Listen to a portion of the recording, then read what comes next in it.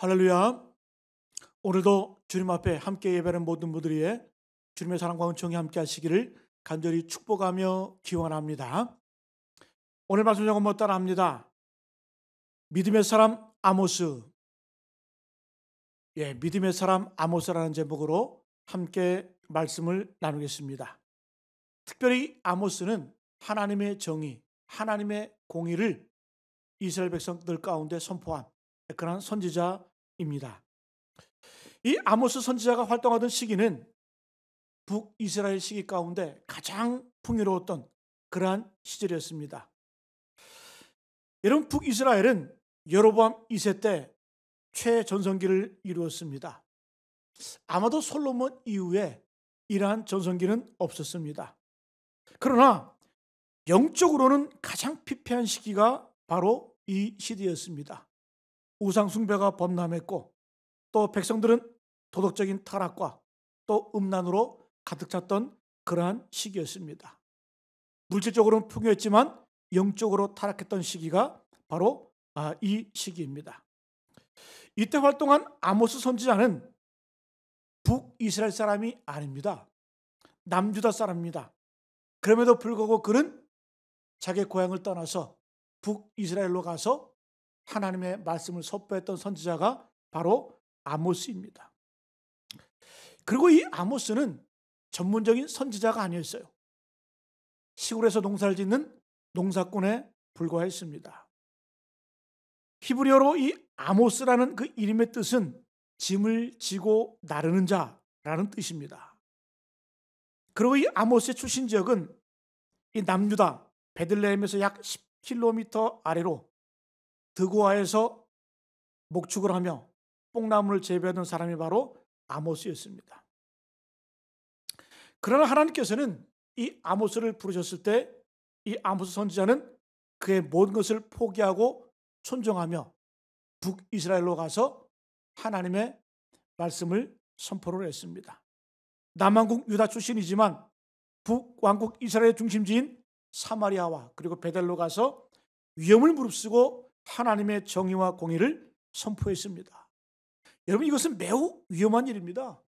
남유다 사람이 북이스라엘로 가가지고 너희들 회개하지 않으면 망한다. 마치 제가 북한에 가서 평양에 가서 북한 동포들이여 회개하십시오. 회개 안 하면 망합니다. 그럼 바로 총살되겠죠, 그죠? 그런 위험 가운데 이 아모스 선지자는 북이스라엘로 가서 이스라엘 백성들에게 경고하고 하나님의 말씀을 증거를 했습니다. 이 오늘 아모스가 선포하는 메시지의 핵심은 18절에 화 있을진저 여호와의 날을 사모하는 자여 너희가 어찌하여 여호와의 날을 사모하느냐 그 날은 어둠이요 빛이 아니라. 아모스의 이 선포의 핵심은 바로 여호와의 날이었습니다. 마지막 때 종말을 선포했습니다. 여러분, 다니엘도 종말을 선포했죠. 호세아도 그렇고. 그러나 다니엘 시대처럼 나라가 망하고 포로로 끌려가서 종말을 선포하는 것은 쉽습니다. 그러나 여러분, 이 아모스처럼 북이스라엘이 가장 번성하고 번영을 누릴 때에 그때 가서 너희가 여호와의 날을 선포하고 너희들은 망한다, 회개하라 이렇게 선포하는 것은 쉽지 않다라는 거예요.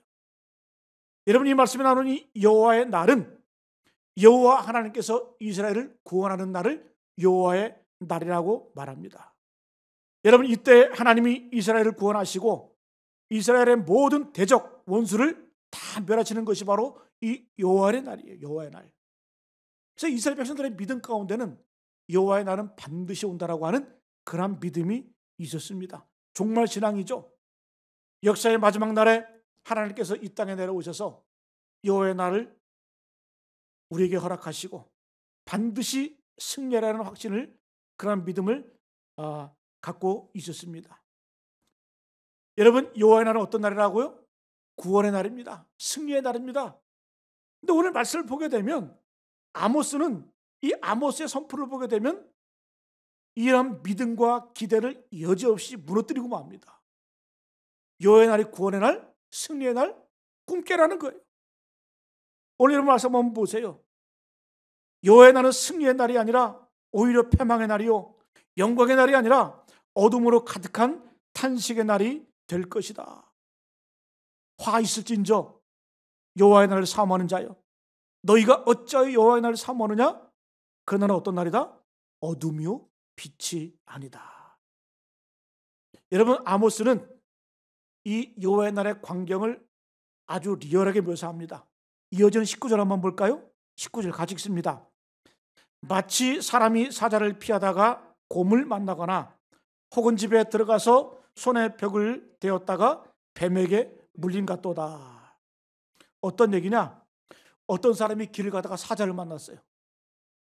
그 사자를 만나서 간신히 도망칩니다. 도망쳐서 겨우 피했는데 누굴 만났다? 이 사자보다 더 싸나운, 더 무서운 곰을 만나게 된 것 같다는 거예요. 설상가장이죠. 근데 가까스로 이 곰을 피해서 이제 겨우 집으로 들어갔어요. 집에 들어갔는데 이번에는 뭐가 나타나요? 갑자기 벽에서 뱀이 튀어나와가지고 결국 죽음에 이르게 된다는 거예요. 어떤 말씀입니까? 여호와의 날, 이 마지막 너희들이 승리라고 또 영광의 날, 구원의 날이라고 외치는 그 날, 그 날은 그런 날이 아니라는 거예요. 하나님의 심판을 피할 수 없음을 말씀해주고 있습니다. 자, 그렇다고 한다면 이런 하나님의 심판을 받게 된 이유가 무엇일까? 오늘 성경은 두 가지로 요약을 합니다. 첫 번째는 예배가 무너졌다. 온전한 예배를 상실했다. 그리고 두 번째는 하나님의 정의가 무너졌기 때문이다. 온전한 예배 회복 없이, 그리고 하나님의 정의 없이 너가 여호와의 날을 기다리는 것, 이것은 옳지 않다는 거예요. 자, 그러면 왜 이렇게 아모스 선지자는 하나님의 진노와 심판을 경고하고 있을까? 첫 번째, 예배를 잃어버렸다는 겁니다. 자, 그러면 이 아모스 시대에 이스라엘 백성들이 하나님을 몰랐을까요? 예배가 모자랐을까요? 예배를 드리지 않았을까요? 아닙니다. 그들은 하나님을 잘한다고 생각을 했습니다. 그리고 하나님을 향한 예배, 헌신도 충분하다고 생각을 했습니다. 그러나 아모스는 뭐라고 말하는 겁니까? 그것이 잘못되었다는 거예요. 하나님의 뜻대로 드리는 예배가 아니라고 한다면 그것은 더 이상 예배가 아니라는 거예요. 하나님의 생각이 아니라 너희들 생각대로 드리는 예배는 그런 온전한 예배가 아니라는 것이라는 거예요. 여러분, 그래서 이 아모스의 이 바톤을 이어서 호세 선지자가 등장을 하죠. 호세 선지자가 뭐라고 얘기합니까?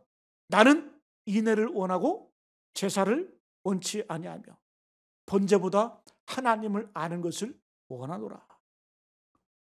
너희들이 제발 하나님이 어떤 분이시고 하나님이 무엇을 기뻐하시고 또 하나님을 제대로 알고 하나님을 제대로 예배하라는 거예요.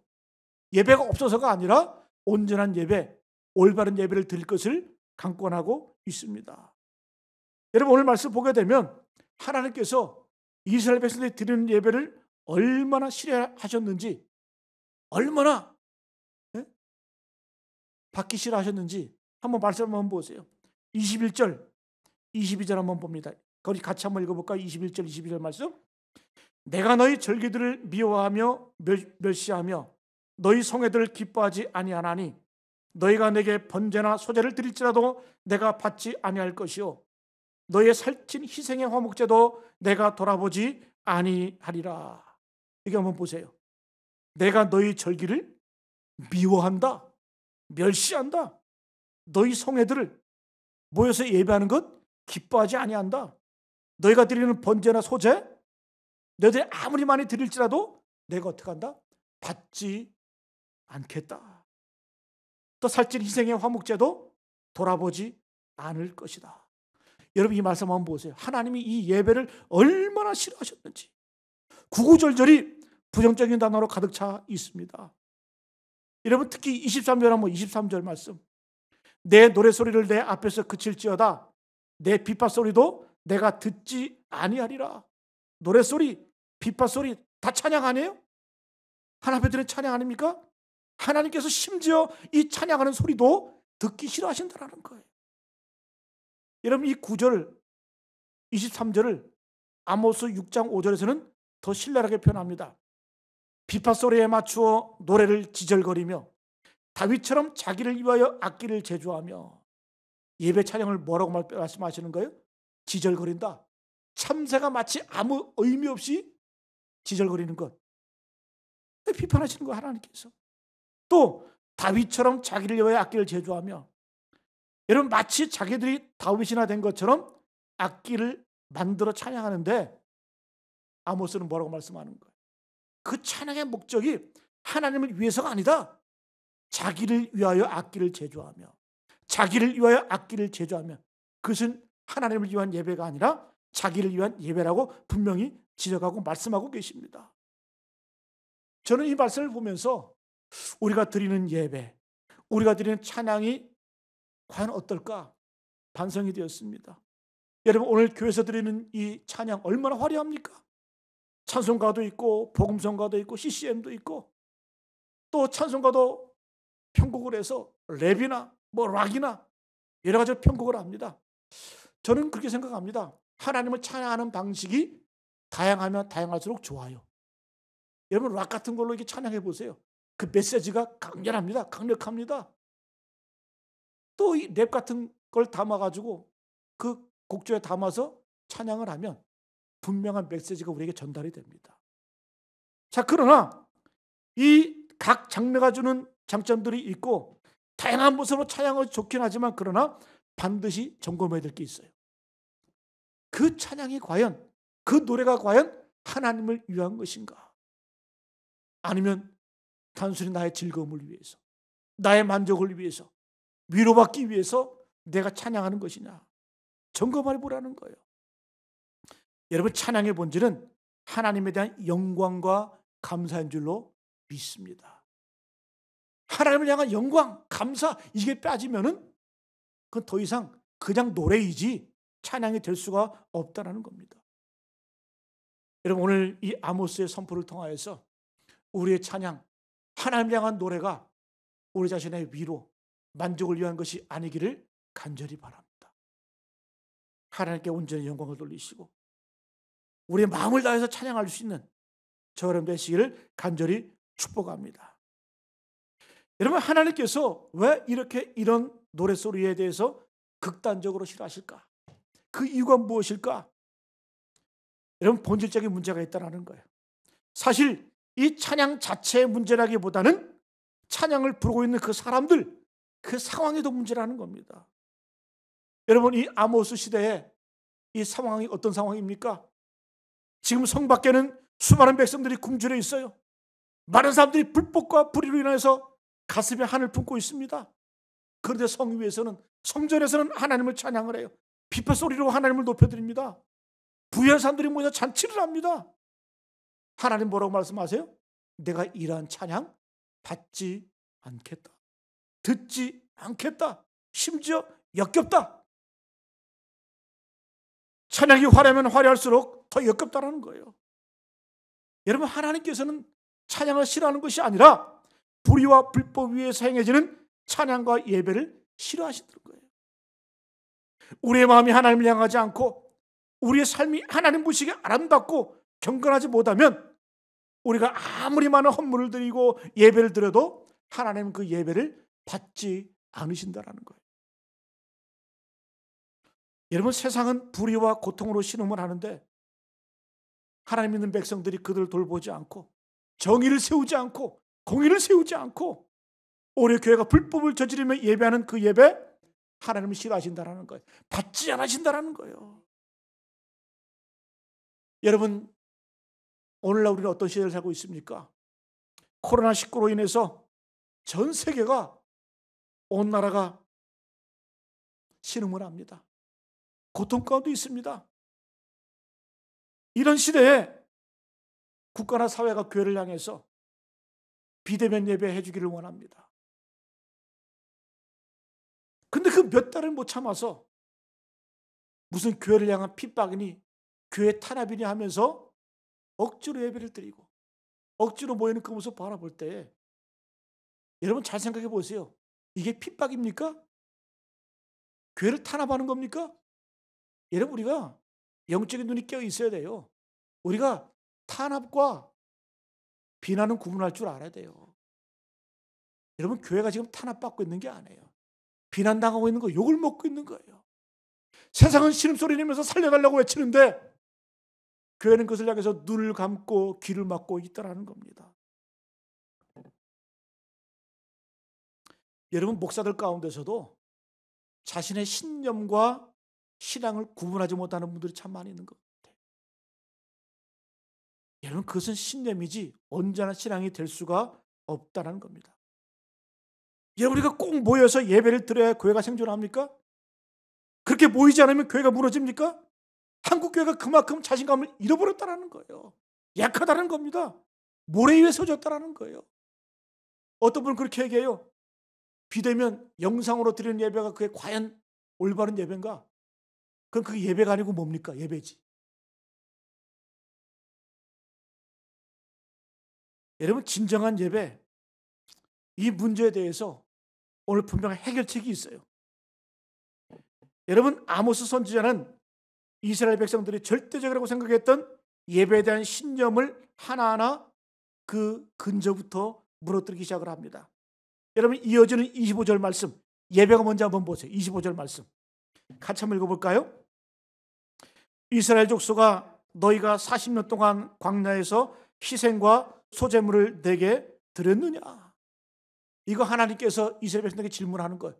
야, 이스라엘 백성들아, 내 백성들아, 너희가 40년 광야 생활할 동안 너희가 희생과 소제물을 내게 제대로 드려본 적이 있느냐? 없더라는 거죠. 여러분, 이스라엘 백성들은 예배 중심, 제사 중심의 신앙 아닙니까? 그런데 아모스 선지자는 도전하는 거예요. 너희가 광야 40년 동안 행진할 때 너희가 과연 하나님께 온전한 희생제물 또 추수해서 온전한 이 소제물을 드린 적이 있느냐? 여러분, 광야에서 어떻게 추수를 합니까? 심지를 못하는데 소제물을 온전히 드린 적이 없죠. 또 하나님 앞에 번제물, 희생제물 성막에서 드리긴 했지만 그것은 완전한 제사가 되지를 못했습니다. 자, 하나님께서 반문하시는 거예요. 너희들이 이렇게 드린 적이 있느냐? 그러면서 하시는 말씀이 뭐예요? 그렇다고 해서 내가 너희를 미워했냐? 너희들이 제물 드리지 않는다 그래서 내가 너희를 탓했냐? 그렇지 않았다는 거예요. 오히려 기뻐하셨다는 거죠. 희생이 없어도, 제물이 없어도, 소제물이 없어도, 하나님께 드린 예물이 온전하지 못해도, 변변하지 못해도 너희가 성막을 중심으로 하나님과 동행하면서 하나님을 따라가는 그 모습, 가나안을 향해 전진하는 그 모습을 바라보면서 하나님은 기뻐하시고 기뻐하셨다는 거예요. 여러분, 그렇습니다. 모여서 예배를 드리고, 여러분, 아무리 화려한 예배당, 세련된 성가대, 거창한 오케스트라, 수많은 헌금 봉투, 그걸 하나님이 기뻐하시는 것이 아니라 설사 그것이 부족해요. 우리가 형편에 앉아서 드리지를 못해요. 그러나 전심으로 하나님을 향하고 우리의 마음이 주님을 따라가면서 내 삶 가운데 주님과 동행하는 그 모습을 바라볼 때 주님은 그것으로 기뻐하시고 그것을 만족하신다는 거예요. 그걸 기뻐하시는 것이지, 나는 인애를 원하고 제사를 원치 아니하며 번제보다 하나님을 아는 것을 원하노라. 여러분, 그래서 진정한 예배는 뭡니까? 로마서에서도 말씀하잖아요. 로마서 11장 1절 2절 말씀. 그러므로 형제들아, 내가 하나님의 모든 자비하심으로 너희를 권하노니 너희 몸을 하나님이 기뻐하시는 거룩한 산제물로 드리라. 너희 몸을 거룩한 산제물로 드리라. 이것이 뭐라? 영적 예배니라. 그 뒤에 여러분, 우리가 어떻게 예배할 것을 말씀하고 있죠. 너희는 이 세대를 본받지 말고 오직 마음을 새롭게 함으로 변화를 받아 하나님의 선하시고 기뻐하시고 온전하신 뜻이 무엇인지 분별하도록 하라. 하나님의 뜻대로 사는 것이, 그것이 진정한 예배라는 거예요. 하나님의 사랑, 하나님의 정의, 하나님의 공의, 하나님 뜻대로 사는 것이 진정한 예배임을 우리에게 가르쳐주고 있습니다. 할렐루야. 여러분, 이러한 예배 삶을 살아가시는 우리 모두 되시기를 간절히 축복합니다. 여러분 26절 이어지는 말씀을 보게 되면 아모스 선지자는 이스라엘이 하나님을 섬기는 것 같았지만 실상은 우상 숭배하는 것과 마찬가지라고 말씀해 주고 있습니다. 우리 26절 같이 보겠습니다. 너희가 너희 왕 식국과 기운과 너희 우상들과 너희가 너희를 위하여 만든 신들의 별 형상을 지고 가리라. 이 말씀은 뭐냐? 너희가 하나님을 예배하는 것 같지만 실상은 우상을 예배하는 거라는 거예요. 여러분 우상 숭배와 하나님 말씀 중심의 신앙의 차이가 뭘까요? 하나님 말씀 중심의 신앙은 어떤 신앙이냐? 말씀이 항상 옳다고 하는 전제가 있어야 돼요. 그럼 잘 보세요. 우리가 이 땅을 살아갈 때 내 뜻과 하나님의 말씀이 충돌을 합니다. 그럴 때마다 하나님의 말씀은 무조건 옳다라고 인정하는 것이 뭐예요? 하나님의 말씀 중심의 삶이라는 거예요. 여러분 하나님의 말씀이 항상 옳다는 얘기는 뭐예요? 내가 틀렸다는 얘기죠. 내가 틀렸다는 얘기는 뭡니까? 나는 어떤 존재다? 변화되어야 될 존재라는 것을 전제하고 있다는 거예요. 그러나 여러분 내가 변화되어야 한다는 것은 그렇게 기분 좋은 소리가 아니죠. 왜? 내 자아가 죽어야 되기 때문에. 네? 그래 보면 말씀 중심의 삶은 힘들고 어렵고 고통스러운 일이지만 그러나 그것이 온전한 신앙이고 참된 신앙이라는 거예요. 여러분 반대로 우상 숭배는 어떤 특징이 있을까요? 우상 숭배는 나의 변화를 요구하지 않아요. 나를 위하여 예배하는 거예요. 나를 위하여 숭배하는 거예요. 나를 위하여 사는 거예요. 그게 우상 숭배하는 거예요. 그래서 우상의 본질이 뭔 줄 아세요? 내 욕심이 투영된 것이 바로 우상의 본질이에요. 우상. 우리가 왜 우상을 섬깁니까? 나의 안위와 나의 욕심과 또 나의 안락을 위해서 우상 숭배하는 거 아니에요. 내 욕심을 채우기 위해서. 그러나 하나님 중심, 말씀 주는 신앙은 달라요. 말씀이 내게 와서 부딪히면은 내가 깨져야 되는 거예요. 내가 무너져야 되는 거예요. 내가 변해야 되는 거예요. 그것이 온전한 신앙이라는 거죠. 여러분 아모스 선지자는 분명히 선포합니다. 너희 예배는 잘못되었다. 너희 예배는 어떤 예배였다? 너희를 위하여 하는 예배였다. 그것은 하나님을 위한 예배가 아니었다는 거죠. 그래서 여러분 우리가 신앙생활을 할 때 내 자신의 변화를 추구하지 않는 신앙은 그 자체가 이미 우상숭배라는 겁니다. 여러분 오늘 이 말씀을 통해서 우리의 신앙을 다시 한번 점검해 나가시기를 간절히 축복합니다. 그래 온전한 예배자로 서시기를 간절히 바랍니다. 자 그러면 우리 성도가 드려야 할 진정한 예배가 무엇인가? 24절 중요한 말씀입니다. 오늘 주제가 되는 말씀이죠. 24절 같이 읽습니다. 오직 정의를 물같이 공의를 마르지 않는 강같이 흐르게 할지어다. 우리의 예배는 두 가지가 바탕이 되어야 된다는 거죠. 정의, 공의 이것을 말씀해 주고 있습니다. 자 그러면 이 정의와 공의는 무엇일까? 정의는 히브리어로 미슈파트라고 합니다. 미슈파트. 이 미슈파트, 이 정의는 인간관계 가운데 불의가 없는 것을 말해요. 어떤 사람을 억울하게 하거나 불법한 일을 행하지 않는 것을 미슈파트라고 합니다. 그래서 이것은 사법적인 정의를 말하는 거예요. 법정에서의 정의입니다. 뭐 뇌물을 받지 않는 것, 남을 속이지 않는 것, 공정한 재판하는 것, 이것을 정의, 미슈파트라고 말합니다. 자 그러면 이 공의는 뭘까? 공의. 공의는 좀 더 적극적인 의미가 있어요. 이 공의는 이 체다카라는 히브리어인데 이 체다카는 더 적극적으로 가난한 자를 돕고 배려하는 겁니다. 특별히 가난한 자와 약자를 보호하는 의무, 그 책임, 그것을 체다카고 말하는 체다카. 자, 정의는 미슈파트입니다. 소극적으로 불법적인 행위를 하지 않는 거예요. 뇌물을 받지 않는 거예요. 불법을 거절하는 거예요. 공정한 재판을 하는 거예요. 자, 공의는 뭐라고요? 공의는 체다카인데 이 체다카는 더 적극적으로 가난한 자를 돌보고 약자를 보호하는 것, 이것이 바로 체다카 공의입니다. 그래서 이 하나님의 정의와 공의는 어떤 큰 함의적인 의미가 있어요. 단순하게 내가 어떤 뭐 부정을 저지르지 않고 불법을 행하지 않은 것, 그래서 반쪽짜리 정의고 공의라는 거예요. 하나님의 정의의 공의는 뭐다? 적극적으로 내 삶을 불법에 내모는 것뿐만 아니라, 내모지 않는 것뿐만 아니라 더 적극적으로 가난한 자, 약자를 돌보는 것이 바로 하나님의 정의라는 거죠. 그래서 우리의 예배 삶 가운데는 이것이 근간이 되고 이것이 기본이 된다는 겁니다. 여러분, 하나님의 율법, 모세오경, 토라, 율법의 핵심이 무엇입니까? 여러분, 모세오경에는 613가지의 계명이 있다고 그랬죠. 그죠? 이것을 두 가지로 요약을 하면 율법의 핵심 두 가지는 뭐냐? 첫 번째는 이겁니다. 첫 번째는 가난한 자가 없게 하라. 두 번째는 억울한 자가 없게 하라. 여러분, 이 미시파트 그리고 이 체다카 같은 의미 아닙니까? 첫 번째는 가난한 자가 없게 하라. 체다카죠. 두 번째 억울한 자가 없게 하라. 미시파트죠. 여러분, 첫 번째 가난한 자가 없게 하라. 율법의 핵심이에요. 그래서 추수할 때도 추수법을 가르쳐 주시는데 레위기 23장 22절 말씀, 너희가 땅에 곡물을 벨 때에 밭 모퉁이까지 다 베지 말며 떨어진 것을 줍지 말고 그것을 가난한 자와 거류민들을 위하여 남겨두라. 나는 너희의 하나님 여호와니라.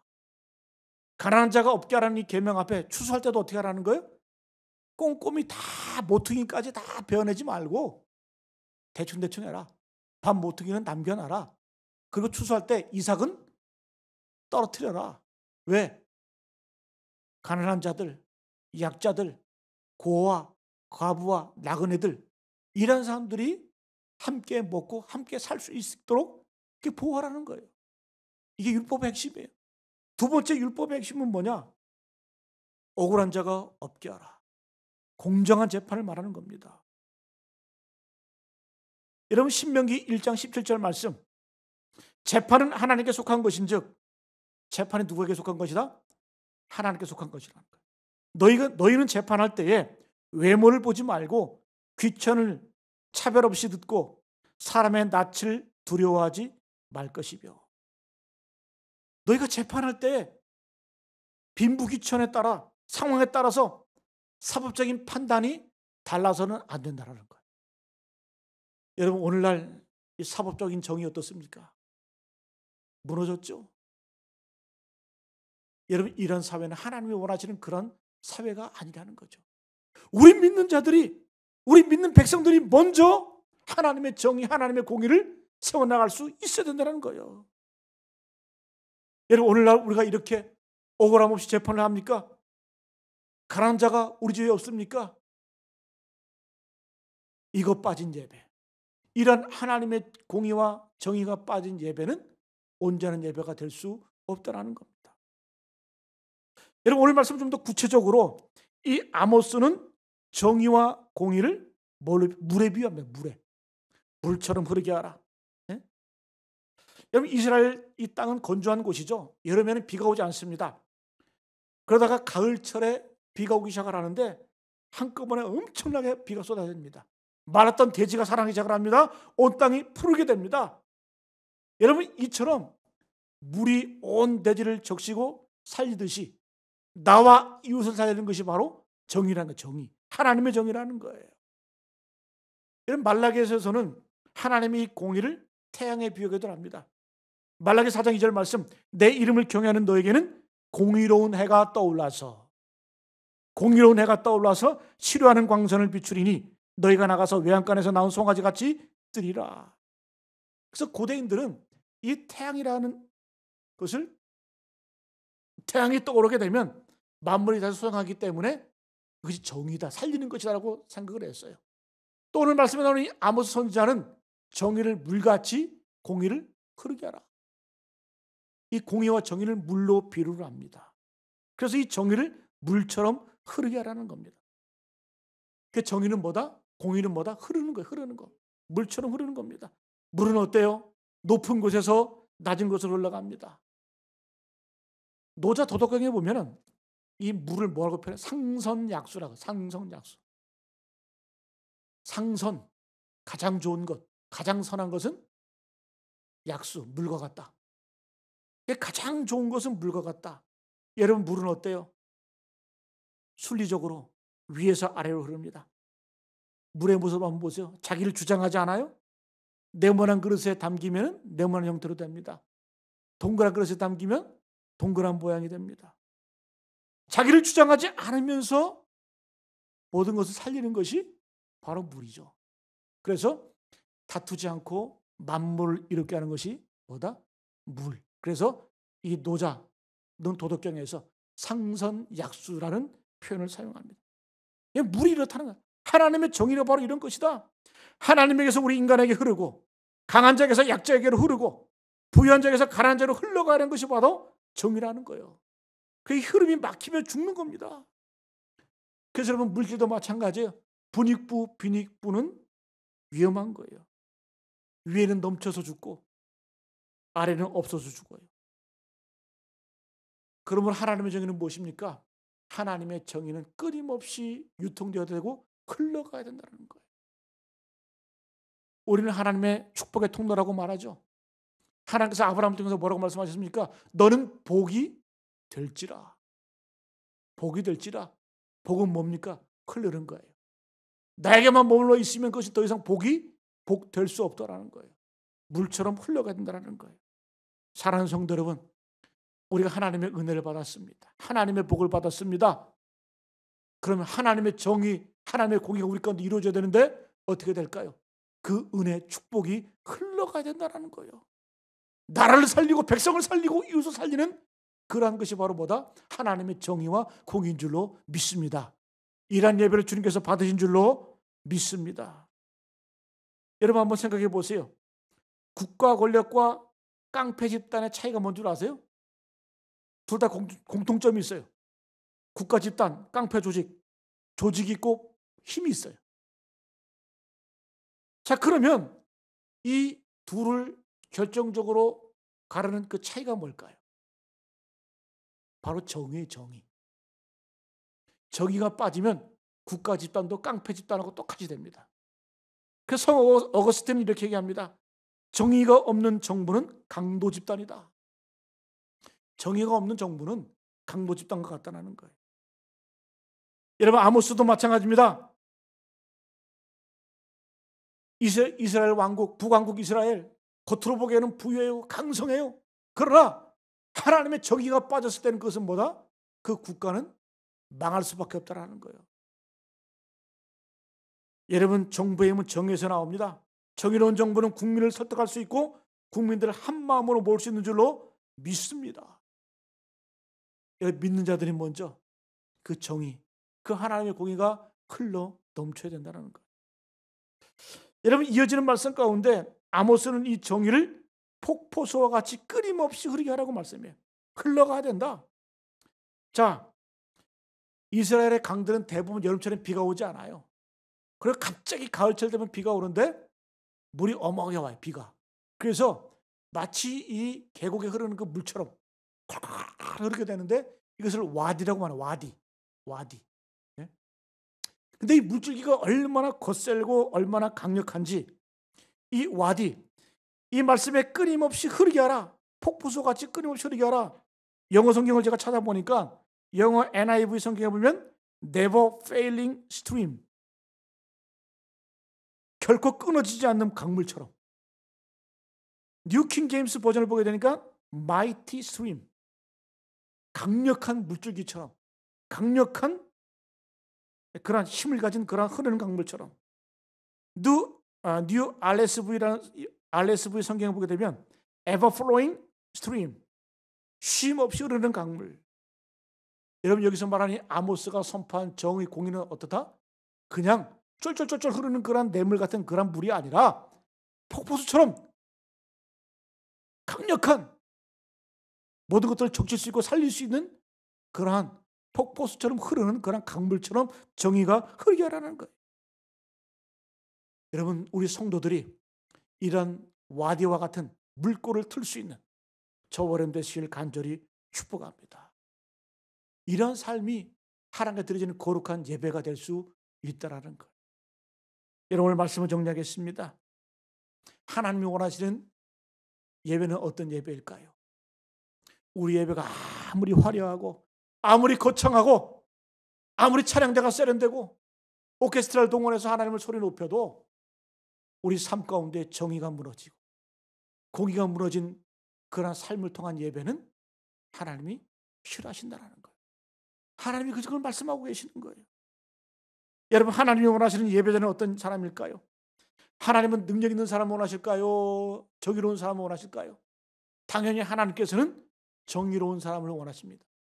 하나님의 정의, 하나님의 공의, 하나님의 정의는 뭐라 했어요? 미슈파트. 내 삶 가운데 불법이 없는 것. 여러분, 예수 믿는 사람들은 정의롭게 살아야 돼요. 뇌물 받지 않아야 돼요. 부정하게 살지 말아야 돼요. 더 나아가서 적극적으로 체다카, 가난한 자를 돌보고 고통당하는 자들과 함께 고통당하고 함께 울고 함께 웃을 수 있는 그런 마음, 그런 정의로움이 흘러야 된다는 거예요. 여러분, 가장 위험한 사람이 어떤 사람일까? 가장 위험한 사람, 능력은 있는데 정의가 없는 사람이 가장 위험한 사람. 여러분, 능력이라고 하는 것은 하나님이 주시면 되는 거예요. 우리는 어떻게 해야 돼요? 그 능력을 담을 수 있는 깨끗하고 정의로운 그릇으로 우리가 변화될 줄로 믿습니다. 말씀을 통해서 하나님과의 교제, 하나님과의 동행을 통해서 우리가 정의로운 그러한 빈 그릇, 어떤 그러한 공의로운 빈 그릇, 깨끗한 그릇이 될 수 있는 저와 여러분 되시기를 간절히 축복합니다. 이것이 진정한 예배인 줄로 믿습니다. 하나님 우리에게 원하시는 예배, 오늘 아모스 5장 24절 말씀, 오직 정의를 물같이 공의를 마르지 않은 강같이 흐르게 할지어다. 아멘.